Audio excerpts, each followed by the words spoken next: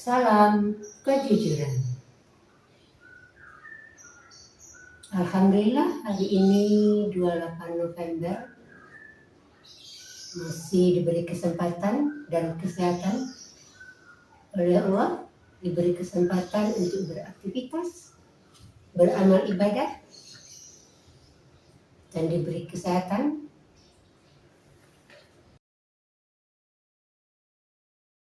masih bisa jalan pagi sambil berbelanja. Dan ini buruan belanjaan hari ini. Ini namanya roti goreng. Panas-panas. Ini masih 3.000.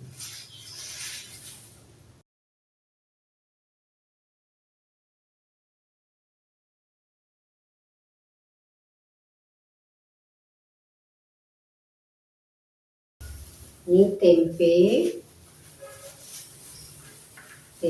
segini nih 4.000, satunya 2.000. Tempe. Dan ini sayuran namanya sayur kangkung. Belinya biasa Pak Lijo sebelum masuk ke kompleks perumahan. Dia sudah berhenti di sebelah utara. Kita sambil jalan dan berbelanja. Belinya dikit. Ini cabenya ini segini 5.000. 5.000 rupiah. Nggak tahu ini seberapa. Jadi cabai besar, cabai kecil, tomat, sama kangkung itu tadi tuh 7.000. Cabai, tomat dan kangkung itu 7.000 ya. Saya kasih uang 10.000. Nggak punya kembalian. Karena nggak punya kembalian, akhirnya saya minta cabainya aja deh, kembaliannya 3.000. Cabai Pak 3.000, dikasih segini 4. Dengar-dengar harganya lagi naik, tapi yang naik itu cabai besar. Kalau cabai kecil lebih murah. Cabai besar, nanti cabainya aja ini 8.000. Begitulah harganya hari ini. Dan ini cabai kecil sama tomat. Percabean,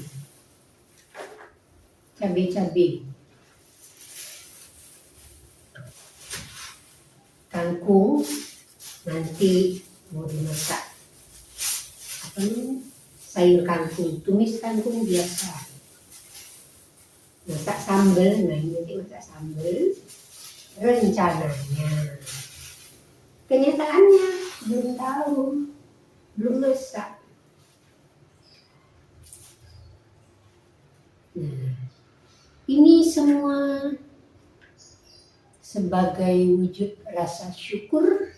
Alhamdulillah masih diberi rezeki oleh Allah untuk berbelanja dan nanti dimasak, diolah untuk dihidangkan dan dinikmati bersama keluarga.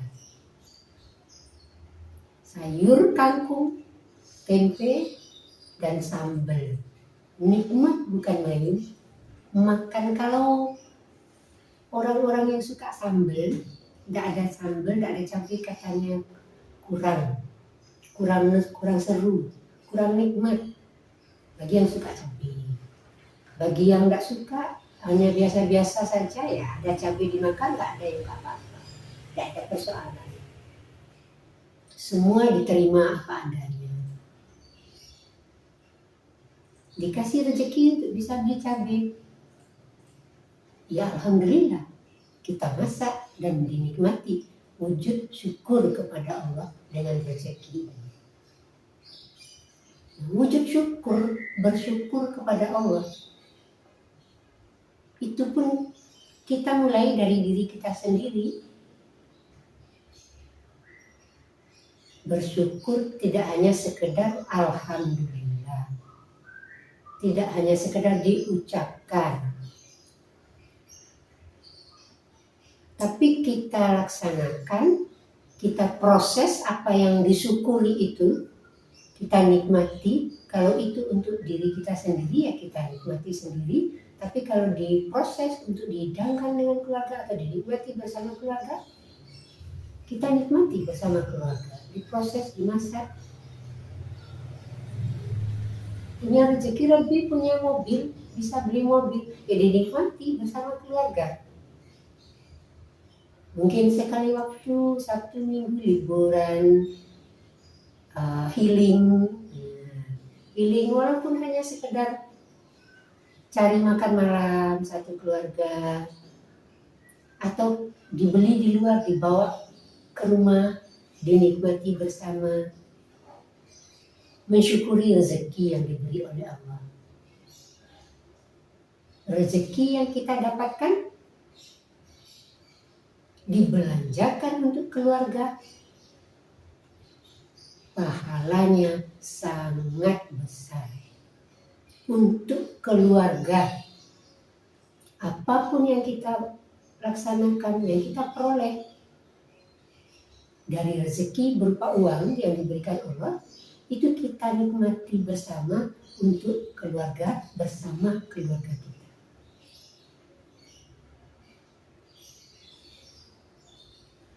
Dan itu kita perlihatkan ke anak-anak kita.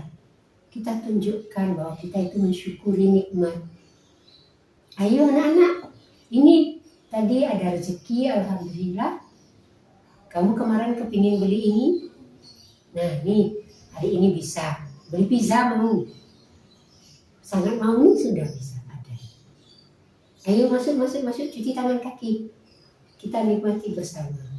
Zaman sekarang orang kan senangannya diposting. Nah di video ini, melihat anak bergembira makan, seneng, rame-rame, kita syuting, kita dokumentasikan. Dan suatu saat bisa kita lihat bersama anak-anak. Ini dulu pertama kali beli pizza apa yang panjang, limo, pizza limo. Ini isinya macam-macam.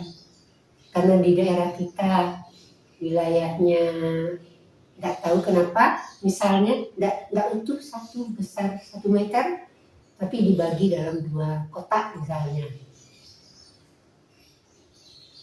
Ada yang utuh, mungkin daerah tertentu kita promonya kan begitu ya, 1 meter, ternyata kan dibagi 2.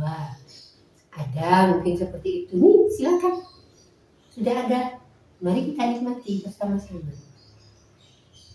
Berdoa, doa mau makan diterapkan. Kok langsung dimakan, cuci tangan dulu. Berdoa, disyukuri, alhamdulillah hari ini bisa. Oh kepingin buah apa? Oh kalau itu ada musim, kalau sekarang nggak ada. Nanti kalau musimnya tiba, siapa tahu ada rezeki kita beli. Kita nikmati.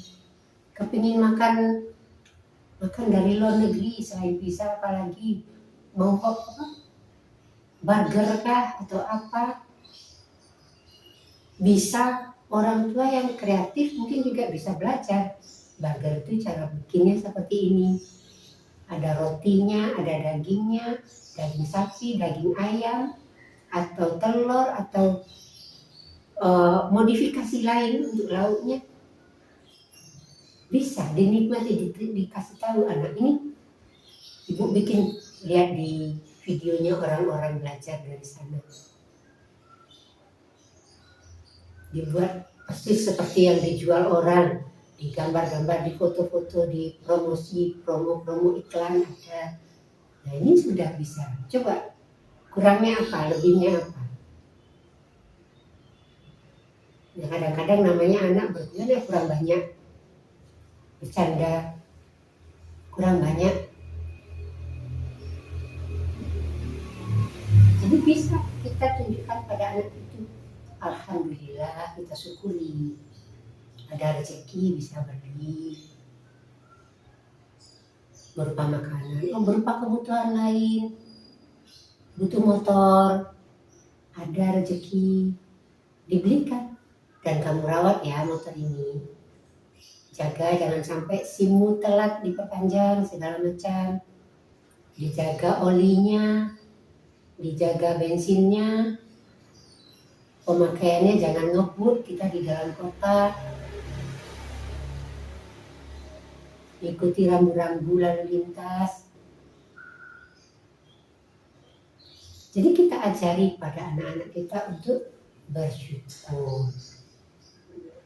Tapi anak kan juga mengalami perkembangan usia, pertambahan umur, fisik, psikis, mental. Suatu saat dia bisa protes, suatu saat dia bisa menyangkal, menyampaikan pendapatnya. Kita terima, kita ikuti, kita ajak diskusi, kita lihat bagaimana dia berpendapat, bagaimana dia mengucapkan kata-katanya, sopan santun, berpendapat, berdiplomasi, logikanya berjalan ketika menyampaikan satu alasan. Jadi di dalam rumah tangga itu banyak yang bisa dilakukan, segala macam aspek. Demokrasi bisa, bagaimana berdiplomasi diajarkan. Contoh, Bu, SPP harus bayar paling lambat tanggal 10. Waduh, ini tanggal sudah hampir tanggal 10, tanggal 8, umpama belum juga ada uang. Coba sampaikan ke ibu wali kelas atau ibu pengurus SPP. Coba ditanya, Bu, saya sampai hari ini belum ada. Sampai tanggal 10 belum tentu. Tapi kalau lewat tanggal 10, tanggal 12 ada, Bu, boleh nggak saya ditunda sampai tanggal segitu? Soalnya tanggal 12 itu baru ada uang. Kalau tanggal 10 ada tapi belum cukup. Diajarkan diplomasi. Bagaimana anak menyampaikan informasi kepada pihak tertentu.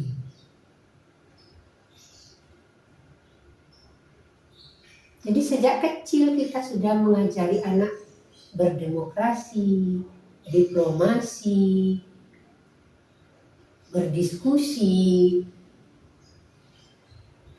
Nah, nilai-nilai kebenaran yang bisa diterima oleh siapa saja, di mana saja dan kapanpun kita tanamkan kepada anak kita sejak dini. 1. Kejujuran. 2. Disiplin. 3. Kerja keras. 4. Kesetiaan. Itu kita tanamkan kepada anak kita sejak dini, sejak lahir. Mungkin setahun 2 tahun belum bisa, tapi kita kan untuk jangka panjang menanamkan nilai-nilai karakter, membentuk karakter anak bukan 1-2 tahun, 10-20 tahun baru akan kelihatan. Di mana kelihatan? Ketika dia kuliah, sudah kos, tinggal sendiri. Ketika mulai bekerja, punya ikatan dengan tempat kerja, dengan orang lain. Bagaimana dia bekerja sesuai disiplin waktu, sesuai bidang kerja.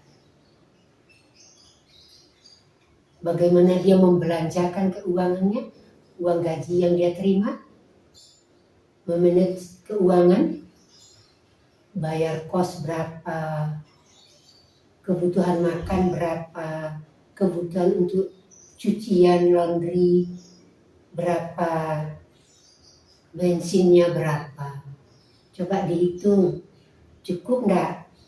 Kalau kurang ngomong, nanti kasih tahu orang tua. Kalau ada hal-hal yang enggak perlu ya enggak usah dibeli.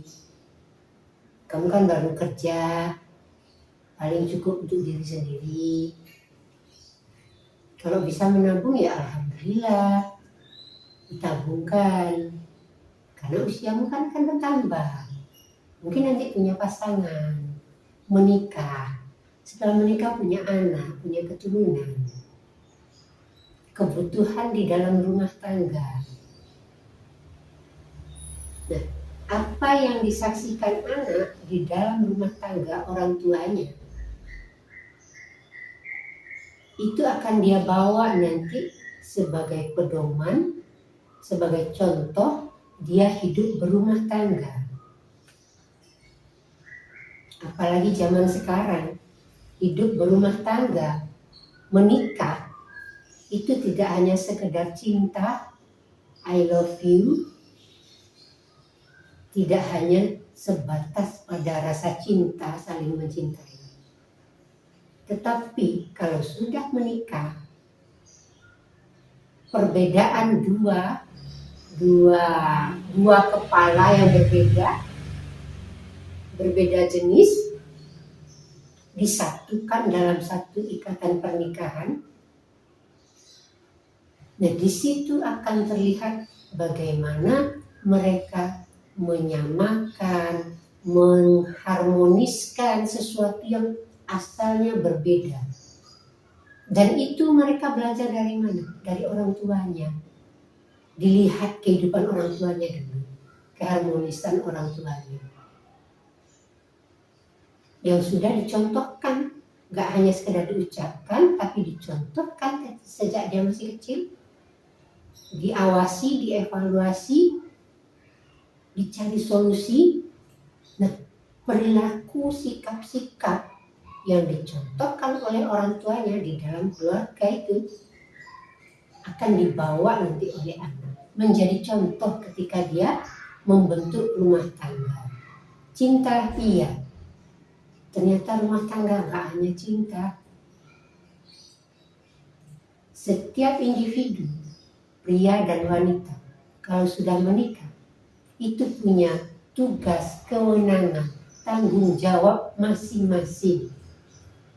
Ada yang sebagai kepala keluarga, ibu rumah tangga, mengurus di dalam lingkungan rumah tangga mereka, suami istri.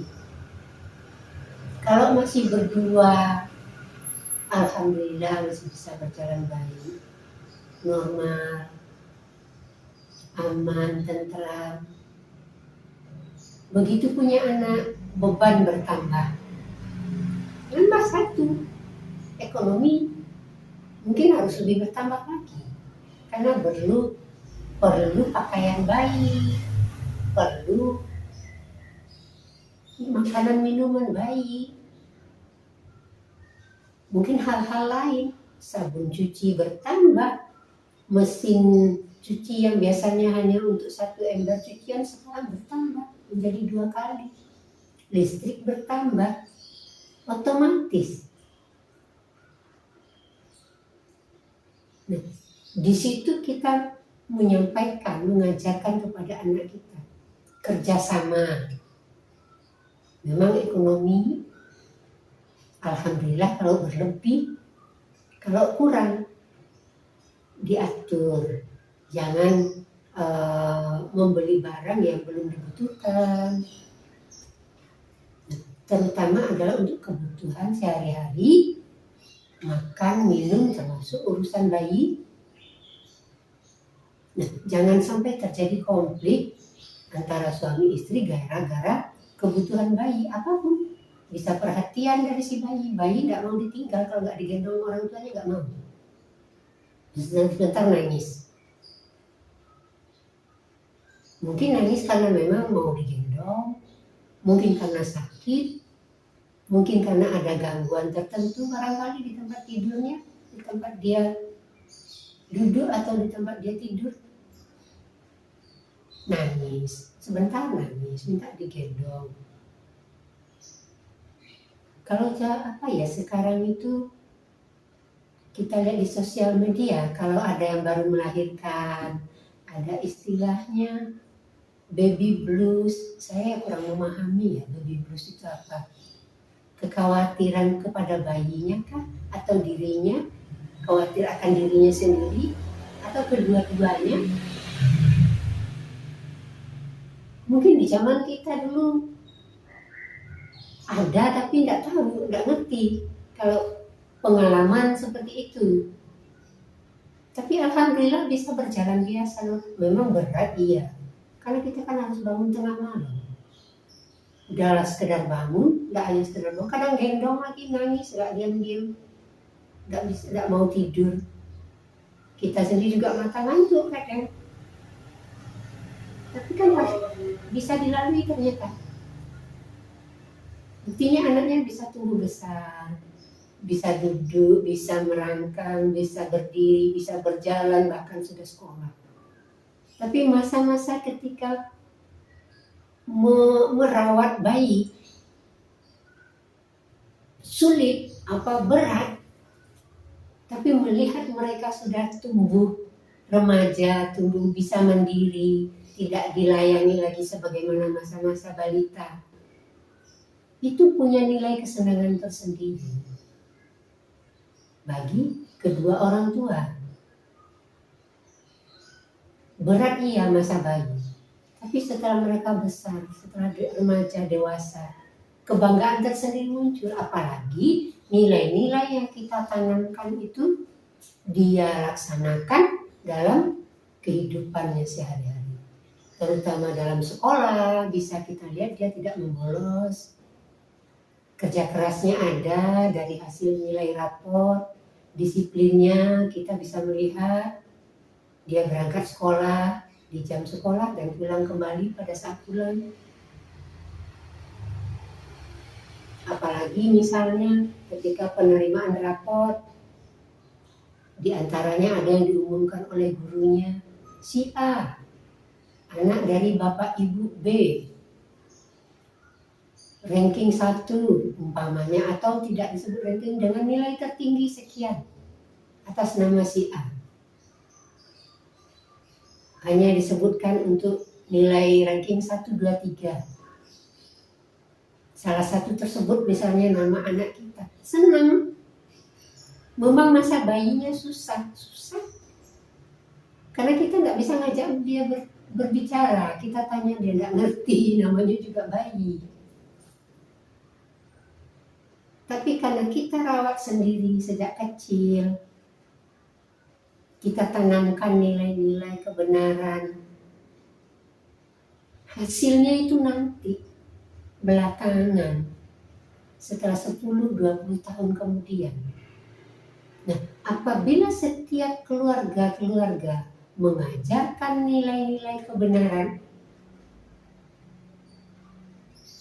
pasti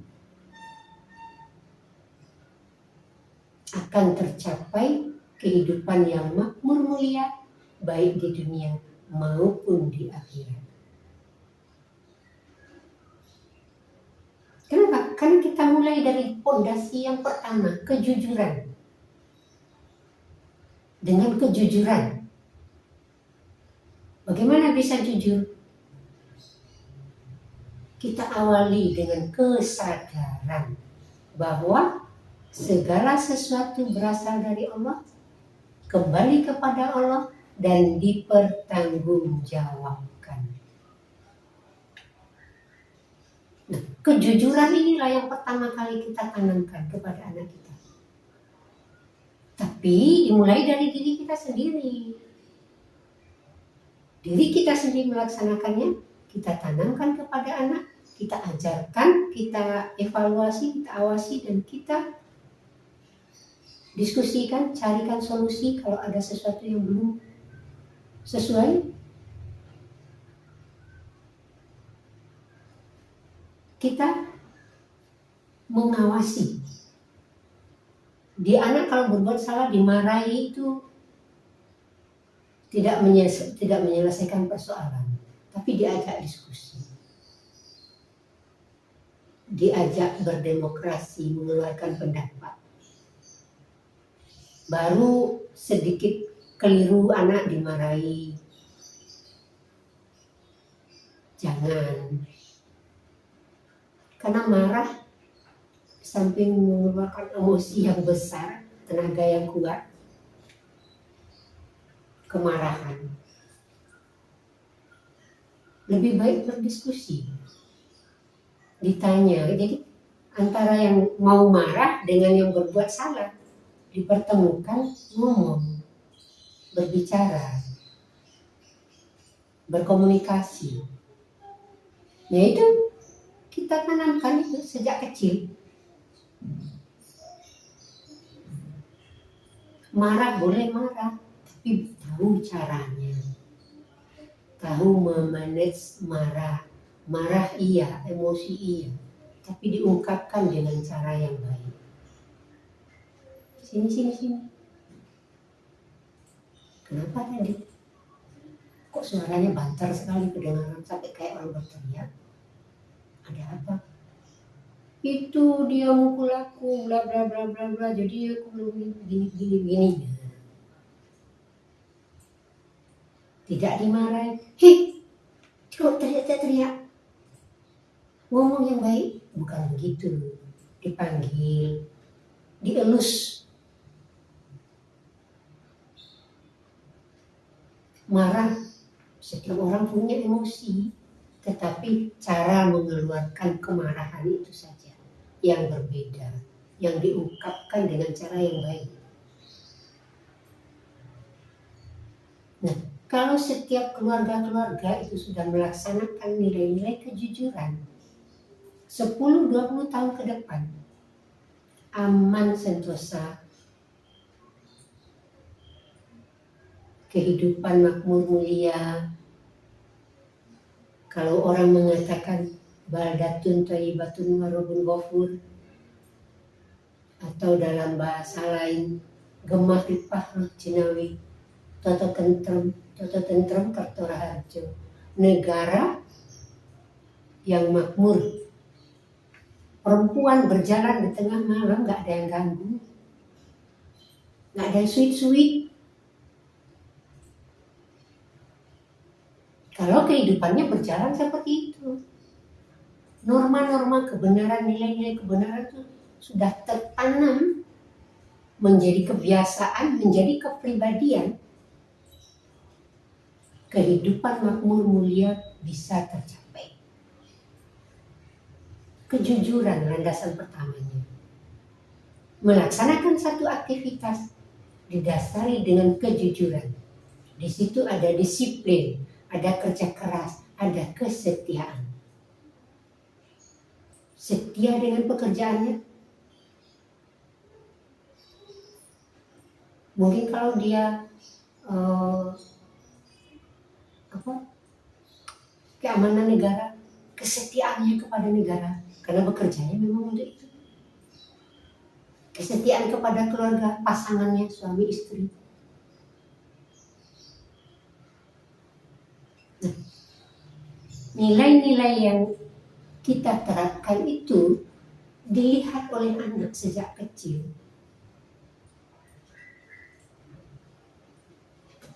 Bisa jadi suatu saat orang tua anaknya bertanya, dulu bapak ibu kalau pacaran seperti apa? Jalan kemana, makan apa, berdua atau gimana? Sekarang kan begitu pacaran. Berkenalan, ketemu, suka sama suka.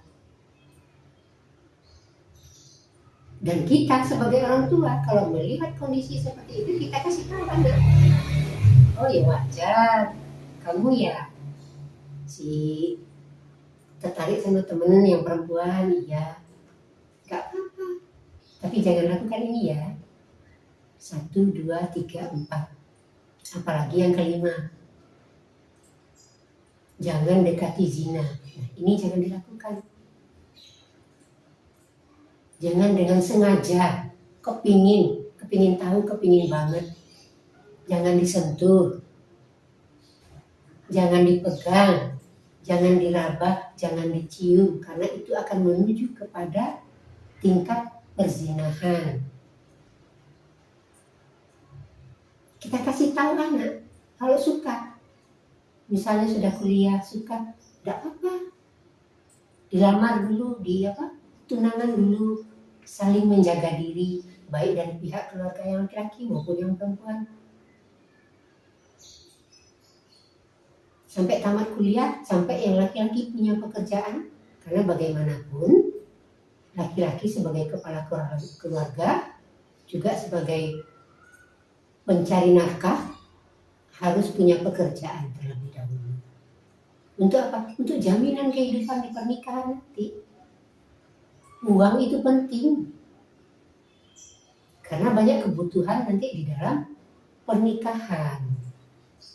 Butuh sewa rumah, butuh beli segala macam furniture rumah, butuh makan sehari-hari, bayar listrik, paketan, pulsa. Nggak cukup hanya sekedar umur, tapi juga tidak harus uang satu-satunya. Ada yang lain, mentalnya juga harus dibangun. Tidak cepat emosian, setiap ada masalah langsung marah. Mental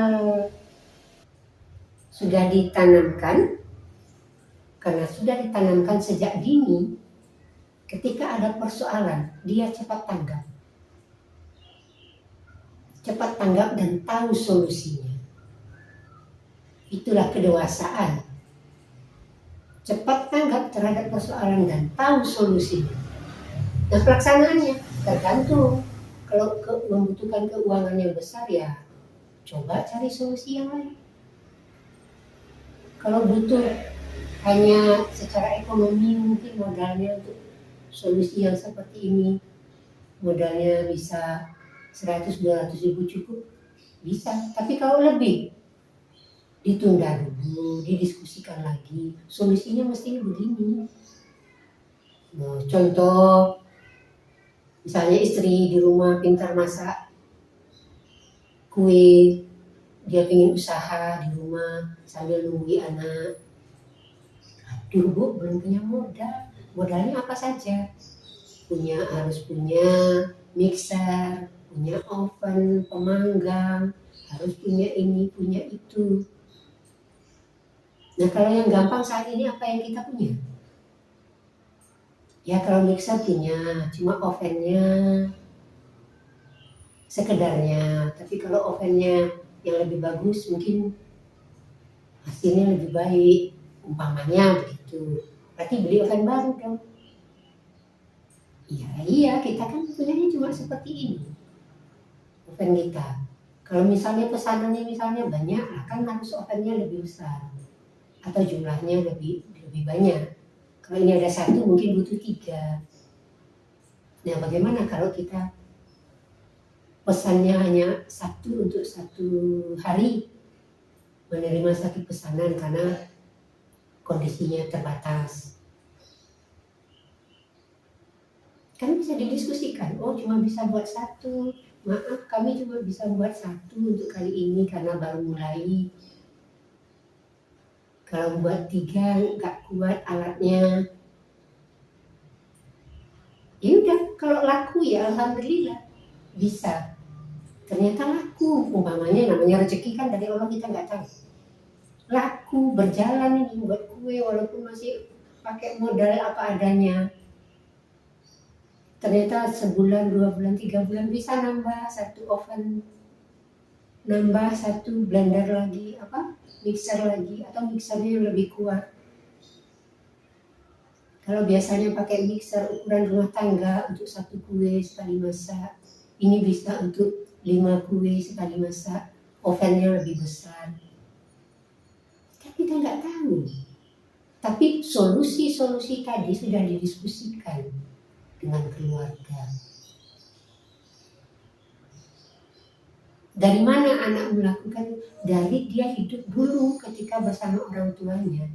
Karena diajarkan nilai-nilai kebenaran, nilai-nilai yang bersifat umum, bisa diterima oleh siapapun, kapanpun, dan dimanapun. Di dalam pernikahannya nanti itu akan dia laksanakan, walaupun tidak sepenuhnya seperti apa yang dilakukan oleh orang tuanya. Kan zaman berganti, teknologi berubah, ilmu pengetahuan bertambah.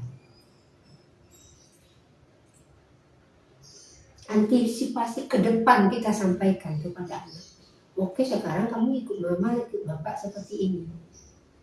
Tapi nanti kan berbeda nanti teknologinya. Dulu waktu mama masih kecil, waktu ibu masih kecil, masak kue itu pakai wadah dari dari tembikar, di bawahnya sabut kayu, di atasnya ada lagi, nanti ditutup saya dikasih sabut lagi, kue masuk di dalamnya. Sekarang tidak, pakai minyak kompor maju sedikit, kompor minyak tanah, oven tangkring, maju lagi masuk listrik, oven listrik, maju lagi bukan karena listriknya, karena bendanya lebih diperkuat. Ovennya bisa panjang 1 meter, bisa untuk ukuran kue, masuk misalnya 5 baking pan atau apa. Mungkin nanti di masa anak kita akan berbeda lagi barangkali teknologi yang ditemukan. Tapi nilai-nilai kebenaran tidak akan pernah berubah. Kejujuran, disiplin, kerja keras, kesetiaan tidak akan pernah berubah. Dan itu kita ajarkan ke anak kita, dan semoga anak kita nanti menurunkan lagi kepada anaknya, dan seterusnya dan seterusnya. Jadi menanamkan nilai-nilai kebenaran, nilai-nilai kejujuran, itu kita mulai dari diri kita sendiri dan di dalam keluarga kita. Kalau setiap keluarga Indonesia melaksanakannya demikian, aman sentosa, hidup makmur mulia, bisa tercapai. Sebagaimana yang digambarkan oleh para ahli kebatinan pada masa lalu, bahwa suatu masa nanti di akhir zaman akan muncul gambaran kehidupan, gambaran hidup kehidupan di surga, baldatun thayyibatun warabun ghafur. Walaupun kita tahu di surga abadi, kalau di bumi kan tidak, fana, ada batas waktu. Tapi suasananya aman, damai, tidak ada perzinahan, tidak ada perselingkuhan, tidak ada pembulian, tidak ada pembunuhan, tidak ada pencurian, korupsi, tidak ada. Itu di akhir zaman. Ya semoga kita bisa mengalami masa yang digambarkan itu. Setelah masa kegelapan akan muncul masa keemasan terang benderang, masa kejayaan. Nah, apakah sekarang masa kegelapan, kita juga nggak tahu. Mereka yang memahami hal-hal yang demikian, pandangan batinnya itu sudah terasah dan sudah terlatih, sudah menjadi kepribadian. Dia bisa menggambarkan hal-hal yang seperti itu, menggambarkan masa depan. Dan kita juga mendapatkan informasi bahwa akan datang pemimpin Imam Mahdi, pemimpin untuk seluruh bumi. Dari siapa? Dari orang yang mana? Gak tahu. Tapi digambarkan kehidupan dengan pemimpin yang seperti itu, kehidupan yang makmur mulia, kebijaksanaannya, kewibawaannya, ketegasannya, bisa digambarkan oleh mereka pada masa itu. Bahkan di dalam keyakinan kita pun kan ada Imam Mahdi dalam ramalan. Kalau orang mengatakan ramalan, prediksi, ahli kebatinan, Raja Jayabaya, akan datang masa keemasan.